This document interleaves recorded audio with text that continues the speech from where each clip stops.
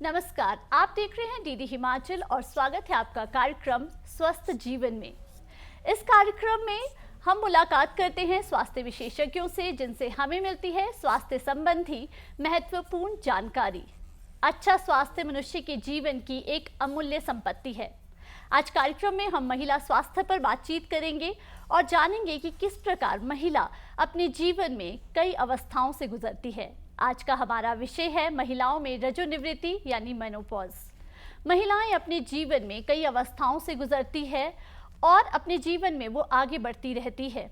ऐसी ही एक अवस्था है मेनोपॉज की, जो कि बढ़ती उम्र के साथ उसके जीवन की एक आम प्रक्रिया है। परंतु कई बार महिलाओं के जीवन में इसके कारण कई जटिलताएं आ जाती है, जिसके कारण उनका जीवन प्रभावित होता है, उनकी दिनचर्या प्रभावित होती है। क्या है मेनोपॉज, क्या है इसके लक्षण और क्या हो सकता है इसके लिए उपचार, आज कार्यक्रम में हम इसी विषय पर बातचीत करेंगे। और बातचीत करने के लिए आज कार्यक्रम में हमारे साथ है दीनदयाल उपाध्याय जोनल हॉस्पिटल शिमला से स्त्री रोग विशेषज्ञ डॉक्टर मोनिका चौहान। डॉक्टर मोनिका, आपका कार्यक्रम में बहुत बहुत स्वागत है।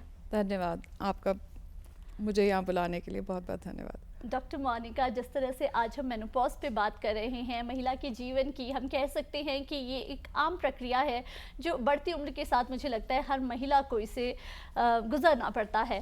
बात करें मेनोपॉज की कि आखिर मेनोपॉज है क्या और इसके जो अलग अलग चरण होते हैं, स्टेजेस होती हैं, वो क्या है? आपने बिल्कुल सही कहा, ये एक नॉर्मल साधारण प्रक्रिया है जो हर औरत को फेस करनी है।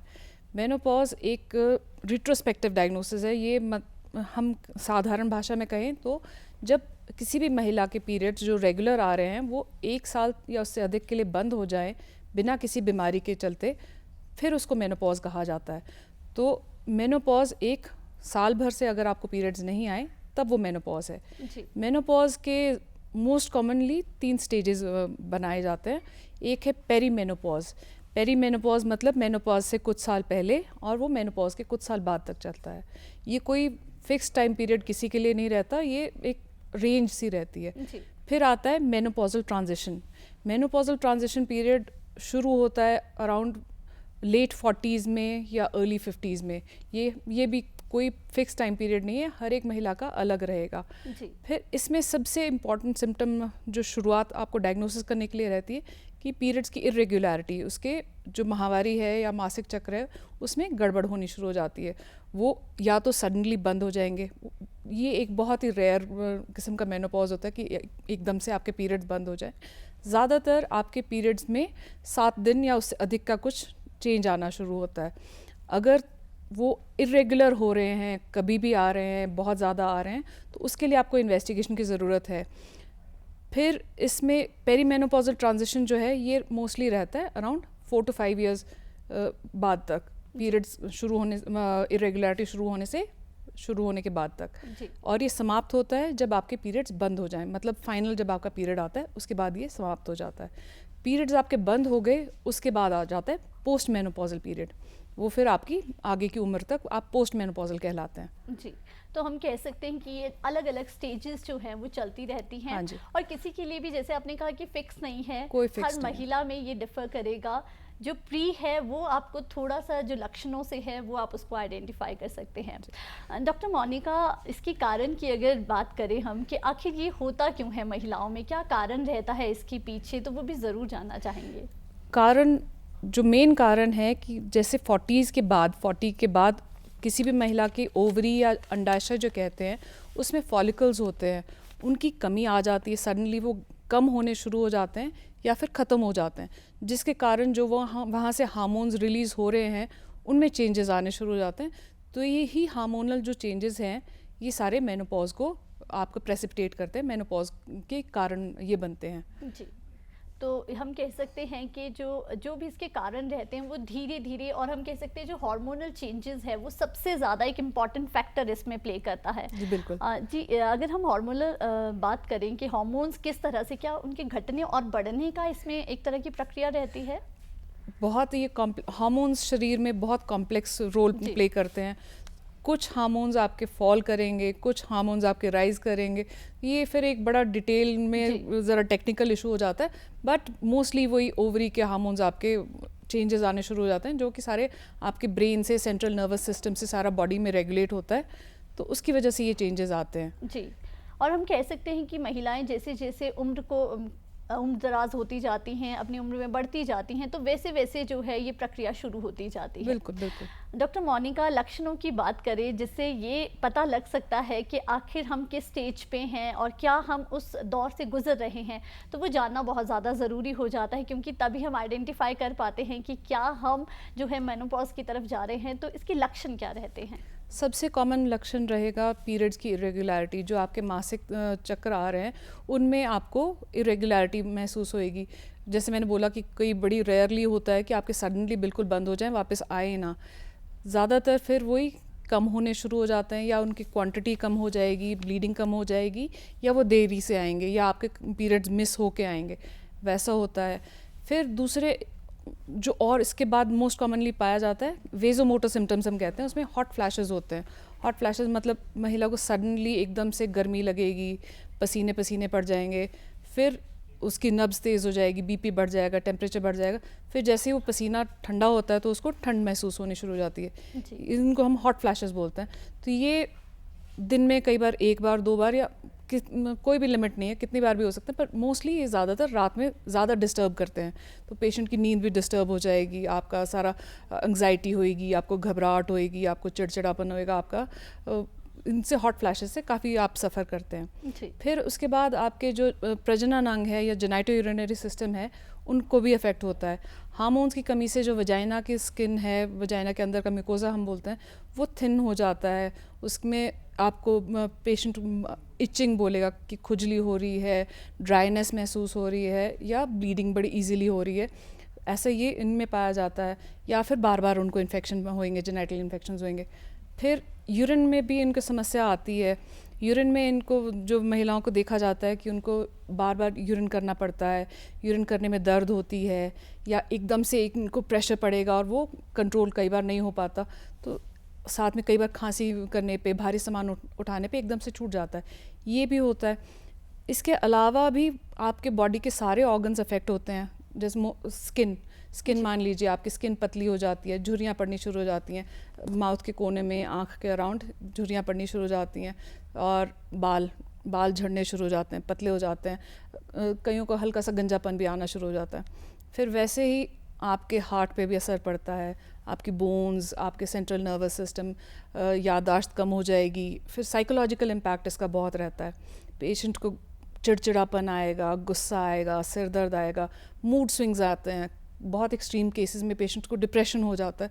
तो ऐसे ये शरीर का हर अंग इनसे अफेक्ट होता है। जी, डॉक्टर मोनिका, क्या ये हर महिला में जो है सेम सिम्टम्स देखने को मिलते हैं, या हम कह सकते हैं कि महिला टू महिला डिफर भी कर सकते हैं, कुछ में कुछ और सिम्टम्स भी हो सकते हैं, इसको छोड़कर भी? ये हर महिला में अलग होता है, आप जनरलाइज नहीं कर सकते कि ये सबको होएगा। हर एक को कुछ सिवियरिटी किसी सिम्टम की ज़्यादा होएगी, किसी को नहीं होगी। कई लोग इग्नोर भी कर देते हैं। तो वो हर पर्सन में उनकी अपनी जो इनबिल्ट उनकी वो है मेंटालिटी है, जो उनका आपका वेल बीइंग है, उस पर डिपेंड करेगा। अगर पेशेंट साइकोलॉजिकली बैलेंस्ड है, उसको घर का सपोर्ट अच्छा मिल रहा है, वो इतना नहीं भी महसूस करेगा। पर अगर किसी को नॉलेज नहीं है, उसको हेल्थ सिस्टम का एक्सेस नहीं है, तो वो ज़्यादा कुंठित महसूस कर सकता है अपने आप को, उनको अपनी बॉडी इमेज में, या साइकोलॉजिकल इम्पैक्ट उसका ज़्यादा हो सकता है। तो ये हर एक का अलग परसेप्शन रहेगा। जी, हम ये नहीं कह सकते हैं कि ये सब में आम जो है वो एक जैसा रहेगा। वही है, मोस्ट कॉमनली ये सिम्टम्स होते हैं, पर हर एक में होंगे वो आप नहीं कह सकते। जी, अगर हमें ये लक्षण नज़र आ रहे हैं इनमें से, तो हम डॉक्टर से जो है वो संपर्क कर सकते हैं कि हमें इस तरह के लक्षण है, लेकिन हो सकता है वो कोई और प्रॉब्लम भी हो सकती है, कोई और बीमारी भी हो सकती है। जी, डॉक्टर मोनिका, अगर हम एज की बात करें, जिस तरह से हम आमतौर पर सुनते हैं कि जैसे जैसे उम्र बढ़ती जाती है तो हम मेनोपॉज की ओर बढ़ते जाते हैं, जो महिलाएं हैं उन्हें इसका सामना करना पड़ता है। ऐसे में क्या कोई स्पेसिफिक एज हम कह सकते हैं कि जिस एज में ये जो मेनोपॉज की स्टेज है वो रहती है? मेनोपॉज के ऐसे कोई स्पेसिफिक एज नहीं रहेगी, इसका जेनेटिक वो आपका होता है।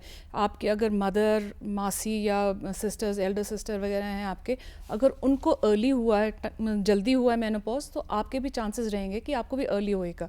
वैसे ही अगर उनको लेट हुआ है तो आपको भी लेट मेनोपॉज होएगा। ऐसे कोई आप फिक्स टाइम पीरियड नहीं बता सकते कि इस टाइम होएगा। रेंज है, रफ सी रेंज है, 45 से 55 के एज के बीच में मोस्टली हो जाता है जी ऑन एन एवरेज। 46-47 के आसपास हो जाता है, जी बट कोई डेफिनेट नहीं है कि इस टाइम आपको हो जाना चाहिए और ये हो गया है, जी वो कोई नहीं कह सकता, बट रेंज है। जी। और ये पॉसिबिलिटी भी है कि अर्ली भी हो सकता है। हाँ जी, अर्ली मेनोपॉज भी होता है। जैसे अगर किसी को 40 इयर्स की एज से पहले मेनोपॉज हो जाए, उनको हम अर्ली मेनोपॉज कहते हैं। वही डिपेंड करता है, जेनेटिक प्रीडिस्पोजिशन पे डिपेंड करता है। फिर कई बीमारियां होती हैं, कई बार सर्जरी हो जाती है, आपको यूट्रस ओवरीज वगैरह निकालनी पड़ जाए, या सिर्फ ओवरीज निकालनी पड़ जाए, या कोई कीमोथेरेपी रेडियोथेरेपी की वजह से आपकी ओवरीज डैमेज हो जाएं, तो उनके कारण भी आपको अर्ली मेनोपॉज हो सकता है। जी, तो ये कुछ और कारण भी हो सकते और हैं कारण भी हो जिससे सकते हैं। अर्ली मेनोपॉज हो सकता है, या फिर अपनी जो शारीरिक के जिसकी भी जो बिल्कुल। क्षमताएं हैं उसके आधार पर भी हम कह सकते हैं कि किसी में डिफर कर सकता हाँ है। जी, हाँ जी। अदरवाइज जैसे आपने कहा कि 40 के बाद, 40 प्लस होने के बाद जो है उसमें चांसेस ज़्यादा रहते हैं। डॉक्टर मोनिका, अगर हम मेनोपॉज में जो है शरीर पर प्रभावों की बात करें, जिस तरह से आपने काफ़ी सारे हमें लक्षणों के समय में ही हमें प्रभाव भी बताए, तो स्पेसिफिकली किन किन अंगों पर जो हम कह सकते हैं ज़्यादा प्रभाव रहता है, महिलाओं में जो समस्याएं जो हैं वो ज़्यादा लेकर आती हैं जब वो एक विशेषज्ञ से मिलती हैं, तो कौन कौन से ऐसे पार्ट्स होते हैं जहाँ पर उन्हें ज़्यादा दिक्कत होती है? मोस्ट कॉमनली यूरिनरी सिम्टम्स आते हैं। उनको यूरिन में, जैसे मैंने पहले भी बोला, बार बार आएगा, कंट्रोल नहीं हो पाएगा, एकदम से अर्जेंसी होएगी, और या फिर खांसी करने पे, भारी सामान उठाने पे पेशाब निकल जाएगा, लीक हो जाएगा। पूरा ना हो, थोड़ा सा भी लीक हो जाए, वो भी काफ़ी इरिटेटिंग होता है पेशेंट के लिए। वो होगा। आपका ब्लड प्रेशर बढ़ना शुरू हो जाएगा, आपके ब्लड में चेंजेस आ जाएंगे, आपके लिपिड प्रोफाइल गड़बड़ होना शुरू हो जाएगा, बोन्स में वीकनेस आनी शुरू हो जाती है, आपकी हड्डियाँ कमज़ोर हो जाती हैं। अगर समय पे इलाज ना हो, आप कैल्शियम आपके डाइट में ना हो, आप कैल्शियम के सप्लीमेंट्स नहीं ले रहे, विटामिन डी नहीं आपको, सन एक्सपोजर नहीं है आपको, तो उस हालत में हड्डियाँ इतनी कमज़ोर हो जाती हैं कि वो हल्के से इम्पैक्ट से भी उनको फ्रैक्चर होके हड्डियाँ टूटने का रिस्क रहता है, तो हड्डियों पे रहेगा। फिर हार्ट पे भी इम्पैक्ट होता है। अगर आपका प्रीडिस्पोजिशन है तो आपको हार्ट अटैक्स आ सकते हैं।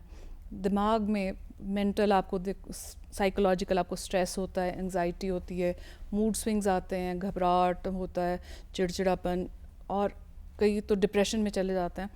ये साइकोलॉजिकल इम्पैक्ट हो गया। फिर उसके बाद ब्रेन में ईस्ट्रोजन एक हार्मोन होता है जो इसमें कमी आ जाती है, वो पाया गया है कि ब्रेन पे भी इफ़ेक्ट डालता है, तो आप याददाश्त आपकी कमज़ोर होनी शुरू हो जाती है।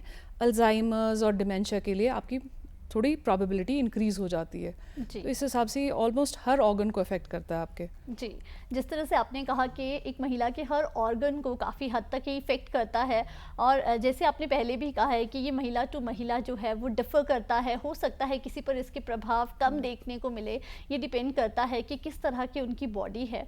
बात करें अगर हम इसके के उपचार की, कि किस प्रकार से हम इससे बच सकते हैं, जिस तरह से आपने जो भी प्रॉब्लम्स हमें बताई कि हर बॉडी को इफ़ेक्ट करता है, अगर हम चाहते हैं कि हमारी बॉडी पर इस तरह के जो है विपरीत प्रभाव ना पड़े, तो किस तरह का इसका उपचार हो सकता है? उपचार इसके सबसे पहला मोस्ट इम्पॉर्टेंट रहेगा काउंसलिंग। जो आपके अनअवेयर पेशेंट्स हैं, जिनको इसके बारे में कोई आइडिया नहीं है, वो तो नेचुरली अगर उनको घबराहट होनी शुरू हुई, रात में सडनली पसीने पड़ने शुरू हो जाए, तो वो परेशान हो जाएंगे। तो आपको सबसे पहले उनकी काउंसलिंग करनी है, उनको ये बताना है कि आप क्या क्या सिम्टम्स आपको आगे आ सकते हैं, कि ये सारे नॉर्मल हैं, इनमें ऐसे कोई घबराने की बात नहीं है। फिर भी अगर ज़्यादा परेशानी है तो किसी भी गायनोकोलॉजिस्ट के पास जाके उपचार बड़ी इजीली मिल जाता है। अगर आपकी ये साइकोलॉजिकल काउंसलिंग से नहीं होता तो फिर आप लाइफस्टाइल में चेंजेस आपको लाने पड़ेंगे। एक तो हेल्दी खाना खाएं, जंक फूड वगैरह, स्मोकिंग, अल्कोहल, इनको अवॉइड करें। दूध पिएं, एटलीस्ट 300 ml कहते हैं कि रोज़ आपको मिनिमम 300 ml दूध रोज़ पीना चाहिए। कैल्शियम और प्रोटीन रिच डाइट लें। कैल्शियम सप्लीमेंटेशन, 1 से 1.5 ग्राम कैल्शियम रोज़ खाएं। विटामिन डी की सप्लीमेंटेशन, क्योंकि हमारे यहाँ हिमाचल में धूप इतना नहीं मिलता, धूप का एक्सपोजर नहीं है हम लोगों का, तो विटामिन डी की भी सप्लीमेंटेशन 1000 से 2000 इंटरनेशनल यूनिट्स पर डे आपको कंज्यूम करना पड़ेगा। ये सारा तो नॉर्मल आपको करना चाहिए, पर अगर इनके बावजूद भी आप मेडिटेशन कर सकते हैं, प्राणायाम कर सकते हैं, या कोई भी एंटी स्ट्रेस रिलीविंग के लिए कुछ भी करें, वॉक पे जाएं, एक्सरसाइज करें, एरोबिक्स करें, जो भी आप कर सकते हैं। वॉक तो कोई भी कर सकता है जी। उसके लिए आपको कोई स्पेशल इक्विपमेंट, कोई ट्रेनर नहीं चाहिए। वॉक करें। फिर भी इनसे नहीं कंट्रोल होता तो आप फिर कुछ दवाइयां हैं जो नॉन हार्मोनल हैं, अगर बहुत एक्सट्रीम आपको डिप्रेशन हो रहा है तो एंटी डिप्रेसेंट्स या ऐसी दवाइयाँ और दी जा सकती हैं। पर अगर इनसे भी नहीं आपका कंट्रोल आता तो फिर इवेंचुअली आपको हार्मोन्स पे स्विच ओवर होना पड़ता है, जो कोई स्पेशलिस्ट ही आपके सिम्टम्स के अकॉर्डिंग आपको दे पाएगा। जी तो फिर उनके लिए आपको एक तो डिले नहीं करना है, समय पे जाना है और स्पेशलिस्ट के पास जाएं, हर कहीं किसी के पास ना जाएं। जी, जिस तरह से हम घर पर ही जो कई बार है एक दूसरे से बातचीत कर कर उपचार ढूंढने का प्रयास करते हैं, वो ना हो, हाँ हम जी। डॉक्टर के पास ही जाकर बात करें। जिस तरह से आपने काउंसलिंग की बात की, तो मैं थोड़ा इसे और जानना चाहूँगी कि जो काउंसलिंग का समय होता है, क्या ये प्री मेनोपॉज में शुरू हो जाना चाहिए या जब आपका मेनोपॉज स्टार्ट हो गया है? मुझे लगता है कि अगर शुरुआती समय में हो तो महिलाओं को इससे थोड़ा लाभ मिल सकता है। तो एज अ डॉक्टर आप क्या सलाह देंगी? प्री मेनोपॉज में हो जाए तो अच्छा रहता है, पर वो हर जगह संभव नहीं है। जी तो एटलीस्ट जब आपको कुछ भी समस्या होनी शुरू होती है, आपको सिम्टम्स आने शुरू होते हैं, तो आप चले जाएं। एटलीस्ट आपके जो मानसिक परेशानियां हैं, जो आपके कोई अंदर वो सवाल हैं, उनका आपको टाइम पे जवाब मिल जाएगा। तो यही है कि इजी एक्सेस तो हर एक को पॉसिबल नहीं है, बट जब दिक्कत है तो जाएं, जी इग्नोर ना करें। जैसे महिलाएं मोस्टली करती हैं, वो टलती हैं कि नहीं अभी नहीं जाएंगे, बाद में जाएंगे। वो इग्नोर नहीं करना चाहिए, उससे जी कई बार आपकी समस्या और ज़्यादा बढ़ जाती है। जी। जी हाँ, जैसे कई बार महिलाएँ जो हैं वो इग्नोर कर देती हैं कि, और हो सकता है कि मेनोपॉज़ ना होकर कोई और समस्या भी हो सकती बिल्कुल। है, तो ये बहुत ज़रूरी है कि वो डॉक्टर के पास जाएँ। डॉक्टर के पास जाने से हम साथ ही ये भी जानना चाहेंगे कि कितना समय में जो है हेल्थ चेकअप होना चाहिए एक महिला का आम तौर पर? यदि वो मेनोपॉज़ की स्थिति में नहीं है, उससे पहले प्री मेनोपॉज़ में है या उससे भी पहले की अगर हम बात करें, महिला के जीवन में जो हेल्थ चेकअप है वो कितने-कितने समय में होना चाहिए? और जब वो मेनोपॉज़ की स्टेज में है तो ऐसे में उसे कितने समय में हेल्थ चेकअप करवाना चाहिए? किसी भी व्यक्ति को साल में एक बार तो एटलीस्ट अपना पूरा बॉडी का चेकअप करवा लेना चाहिए। जी और मेनोपॉज के आसपास तो एटलीस्ट जो भी लेडीज़ हैं उनको अपना ब्लड प्रेशर, अपना पूरा थरो चेकअप, गायनी चेकअप करवाना चाहिए। साथ में ब्रेस्ट का भी एग्जामिनेशन करवाना चाहिए। एक बेसिक अल्ट्रासाउंड भी होना चाहिए देखने के लिए अंदर कोई और बीमारी तो नहीं है। तो ये सारा उनको थोड़ा सा अवेयर होके अपने लिए टाइम निकाल के एक बार साल में मिनिमम एक बार करवा लेना चाहिए। जी। डॉक्टर मोनिका, यदि हम और शारीरिक खतरों की बात करें मेनोपॉज़ के बाद, जब मेनोपॉज़ एक महिला में शुरू हो चुका है, ऐसे में जैसे आपने कहा कि बहुत सारे जो हार्मोनल चेंजेस हमारी बॉडी में आते हैं और कई तरह की समस्याएं जो है हर महिला में वो देखने को मिलती है, हो सकता है किसी में कम है, किसी में ज़्यादा है, तो वो कौन कौन से ऐसे खतरे और किस प्रकार से वो उससे निपट सकती है? मोस्ट कॉमन, मोस्ट वारिसम जो है हड्डियों के कमज़ोर होना। जी मेनोपॉज के बाद आपकी हड्डियां कमज़ोर होनी शुरू हो जाती हैं। अगर आप कैल्शियम, विटामिन डी और एक्सरसाइज नहीं ले रहे हैं रेगुलरली तो आपकी हड्डियां कमज़ोर हो जाएंगी। बिल्कुल इग्नोर करते हैं तो वो उनमें फ्रैक्चर्स की संभावना बहुत ज़्यादा बढ़ जाएगी। ब्लड प्रेशर आपका बढ़ जाएगा, आपको हार्ट अटैक्स की चांसेस बढ़ जाएंगे, आपको इवन स्ट्रोक के चांसेस जो हम कहते हैं कि कोरोनरी इवेंट्स, वो उनके चांसेस इंक्रीज़ हो जाएंगे। तो ये थोड़े ज़्यादा चिंताजनक हैं। अदरवाइज़ जो नॉर्मल वो तो सबको होते हैं, यूरिनरी प्रॉब्लम्स, स्किन की झुर्रियाँ, बालों का झड़ना, साइकोलॉजिकल इम्पैक्ट्स। साइकोलॉजिकल भी फिर ज़्यादा जो एक्सट्रीम में चला जाएगा वो आपका डिप्रेसिव में हो जाता है पेशेंट, उनको बॉडी इमेज के वो प्रॉब्लम्स आनी शुरू हो जाती हैं क्योंकि थोड़ा वेट गेन मेनोपॉज के आसपास होना शुरू हो जाता है और आपका पेट बढ़ना शुरू हो जाएगा। तो उससे साइकोलॉजिकली पेशेंट को अपना बॉडी इमेज का इश्यूज हो जाते हैं कि अब हम अच्छे नहीं दिख रहे, अब हम बुज़ुर्ग हो रहे हैं, तो वो भी देखा जाता है। जी, जिस तरह से आपने कहा कि महिलाओं में जो है बहुत सारे चेंजेस आने शुरू हो जाते हैं, बहुत सारी जो है वो अपने मन में जो है कई धारणाएं भी खुद को लेकर बना देती हैं। ऐसे समय में अगर हम परिवार के सहयोग की बात करें, उन्हें एक तरह के सपोर्ट की बात करें, तो कितना ज़्यादा ज़रूरी है ऐसे समय में महिलाओं को सपोर्ट मिलना, फैमिली सपोर्ट और इमोशनल सपोर्ट? इमोशनल सपोर्ट बहुत ज़्यादा ज़रूरी है।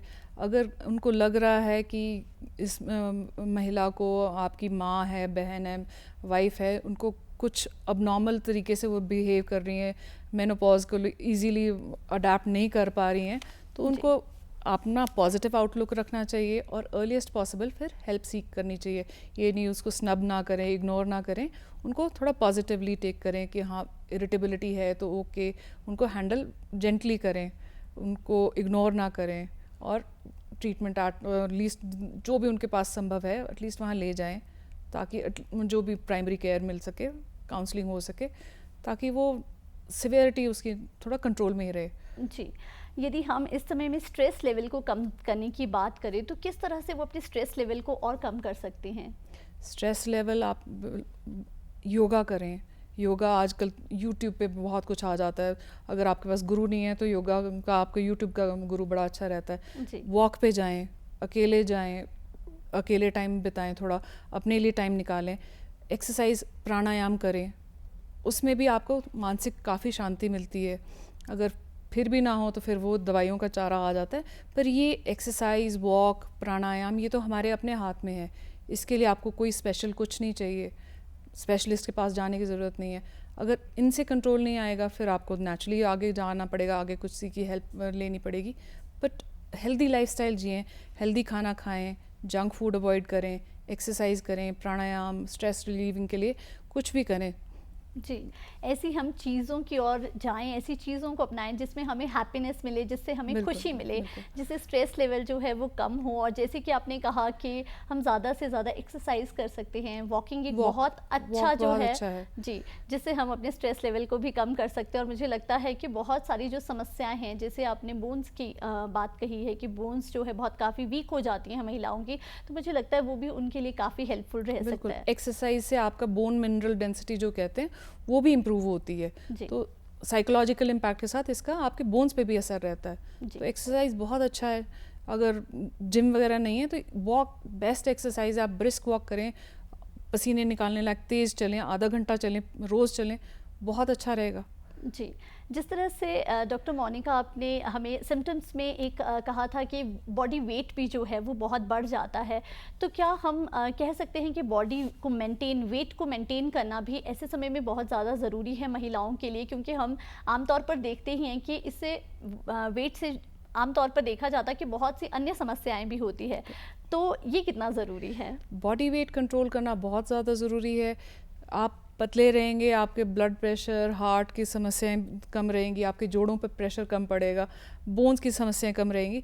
साथ में ये भी देखा जाता है कि जो कुछ गायनी रिलेटेड कैंसर्स होते हैं जैसे एंडोमेट्रियल कैंसर, वो ओबीस लेडीज़ में ज़्यादा कॉमन होता है। तो अगर आप वेट कंट्रोल रखेंगे तो उनके चांसेस भी थोड़े आपके कम हो जाएंगे। साइकोलॉजिकली जो आजकल बॉडी शेमिंग का चल रहा है वो भी आपको थोड़ा सा बेटर, आप खुद बेटर महसूस करेंगे, बट अदरवाइज भी आपकी जनरल वेलबींग आपको इम्प्रूव लगेगी।